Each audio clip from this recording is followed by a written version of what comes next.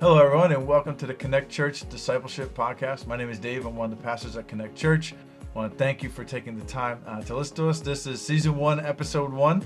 As we take this discipleship journey, I want to encourage you, if you didn't listen to the trailer, please go back and watch that. That'll give you kind of some insight on what we're trying to accomplish through this. And today we're starting a series on what is the gospel. And we're going to cover two thoughts today. First, that everyone believes in a gospel. And the second thought is everyone needs the one true gospel. I'm so excited today to be joined by Carlton and Frank, two wonderful guys from our church. Frank is the lead pastor at Connect Church, and Carlton is one of our small group leaders, just some great guys. And so, gentlemen, thank you for taking the time to be with us today.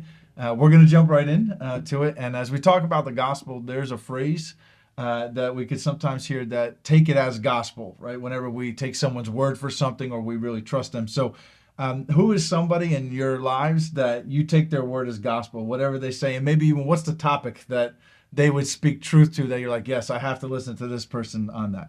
Yeah, so for me, it's in a baseball context. Sure. I coach at a high school nearby, and the head coach there, whenever he says, do a drill this way, or I want my kids to swing this way, do that, I take that as gospel in the sense of I listen to what he says, Sure. and I work to make sure that that's what we see throughout the program. So there's a good non-spiritual Yeah. for you. Awesome. Right. Carlton? And for me, I would have to say it would be my 4-year-old son, Jack, That's awesome. because he has no hair on his tongue. He has no filter. He says it like it is. And when he says, Papa, your belly is getting big, I can take it as gospel. So it would be my 4-year-old son. There you go. I love Gotta that. love kids. I love that. Yeah. For me, it's interesting. I would say that my wife Megan takes everybody's word except mine as gospel. In our home, if Annie F. Down says it, it's okay. She's a podcaster that Megan likes, and like we could literally say the same thing, but unless Annie says it, like it's no good. Once Annie says it, we could do it. Like it's in there. So we all have that in that sense, but in a deeper sense, where everyone believes the gospel, and that's kind of one of the thoughts we want to cover today. Right, the word gospel can be translated good news, right? So there's something that everyone looks to for hope, for meaning, purpose, identity. Kind of all that wrapped in there, and those things or even those people can become good news to us. And so what are some other gospels, lowercase g gospels, so to speak, that we could find ourselves believing in our day-to-day lives? In this day and age, I would say that there are many gospels that we can find ourselves believing in or roped up in. I would say the news. Right? We can find ourselves roped up in the news.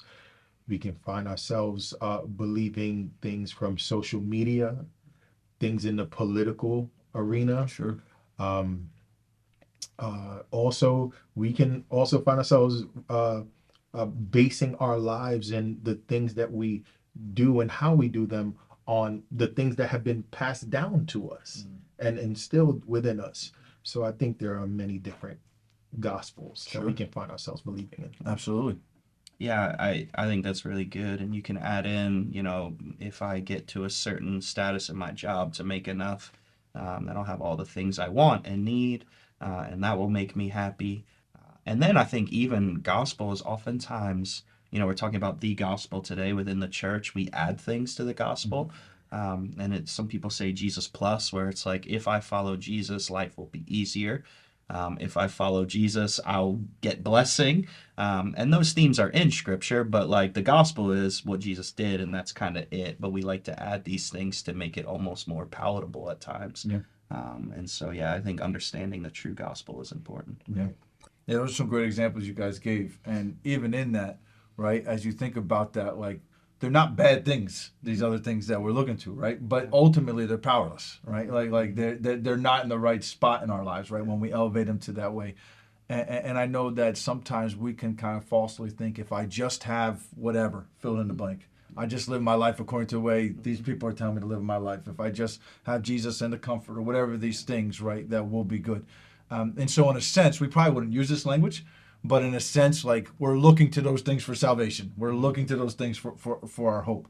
And so generally speaking, do you think that we eventually come around and see the emptiness of these other gospels, or do you think we're blind to it and like we really don't catch that kind of thing? It's a good question. I think in some things we do come around to it, but I think in others, even someone I was talking to at church this weekend, and the whole idea of possessions is a lot of times like you get buried in that, where it's like you keep thinking, okay, I'm here now, I need to get here. And sometimes we don't even realize the emptiness in that because we're so busy with trying to get to the next step. And so and you can fill that in with a bunch of different gospels. It's like it's always next step, next step, next step. Yeah. And I don't think we understand the emptiness in that because we're so busy just trying like get more, get Yeah. more, get more. Yeah. I think that eventually uh, everything comes out in the wash, Mhm. right? I think that whatever your foundation is, whatever you are standing on, eventually will be tested, Yeah. right? Life has a way of testing our foundations. Yeah. And if our foundations are not built on Christ, it will become evident pretty quickly Yeah. that what we're standing on is not sustainable. Yeah. Yeah. And Carlton, to that point, I was thinking biblically about in the story of Esther, Haman and Mordecai, right? Haman is like, you can see him like chasing this power over and over again. Like he wants this influence. He wants the worship of Mordecai. He's the one that's not going to bow down to him. And like ultimately, that's his downfall, right? It gets exposed. Eventually, it comes out. And so I think we do see those aspects within our heart. I just want to say too, of like I think we're saying it in different ways, but this idea of desire, and we see that play out in the Genesis 1-3 narrative of our desires leading us either to God or away from God. Yeah. And so I would say the things that we desire ultimately are probably the gospel we believe in. So if I desire more of something, that's where my heart goes. And so that's the gospel I'm living out. And we can desire all different kinds of things. And ultimately, the gospel would be that we would desire God more and love him more, and then the rest would fall into place. Yeah, and I think that's a great question that someone could ask themselves, and we could ask ourselves often, right? Like, okay, where are my desires in this moment, right? Yeah. What am I looking to? What if I lost this thing, I would be a mess, right? Mm-hmm. That probably might reveal what the gospel is in our life in that moment. So everyone has a gospel, whether they want to realize it or not, right? Our second thought today is everyone needs the one true gospel. And so let me just share with you Ecclesiastes 3:11. It says this, referring to the Lord, it says, He has made everything beautiful in its time. He has also set eternity in the human heart. So talk on that a little bit. What does it mean to have eternity set within the human heart? Yeah, so we all have longings and things that I think God has placed in our heart. And I was listening to a podcast this week that was talking about this idea, which I thought was interesting, because my mind normally didn't go to it, of like this desire to live forever exists in all of us because eternity is in our hearts, right? We want to live forever because ultimately it's with Jesus, right? And we're seeing that play out as there's pockets within our culture of trying to extend life and fake body parts and pig hearts and things like that so that we can live longer, because facing death is a scary thing, and for some of us we're unsure of what's on the other side. And so if I can live forever, then I can do that. But also this idea again of eternity is in our hearts. We want to live forever. Right.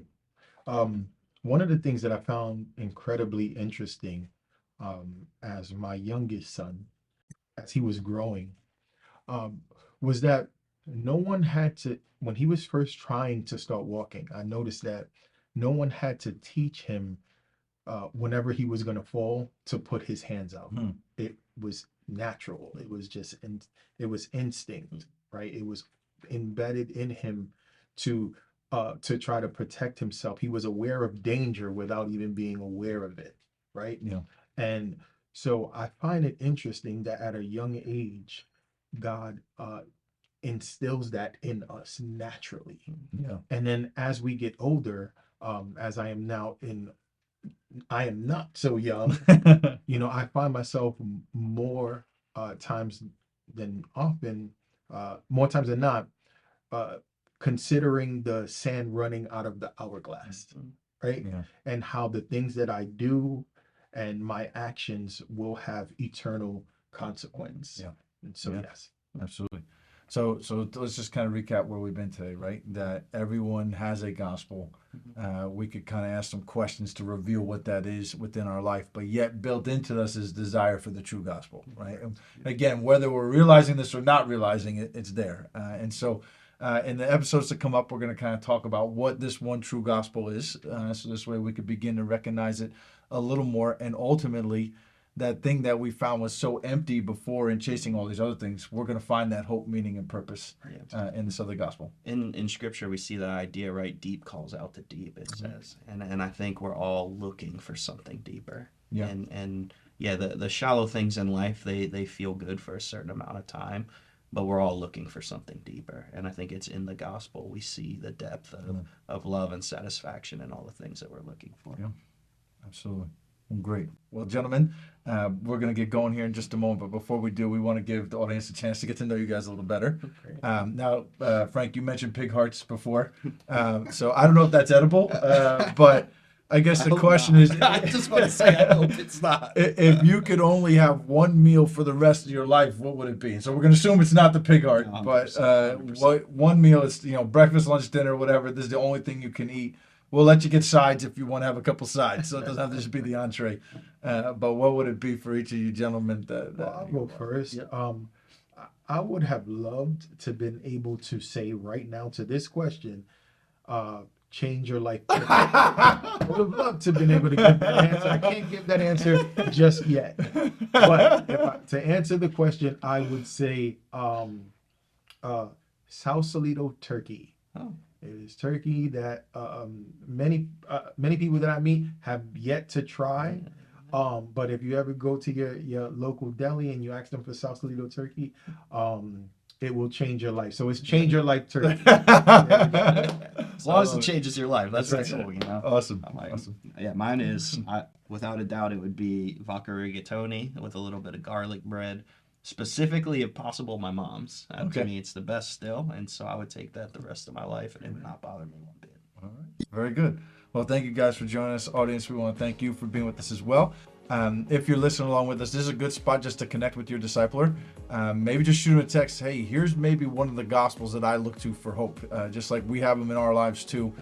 Maybe doing a little dialogue on that would be helpful. But we encourage you to come back next episode as we continue to explore what is the gospel.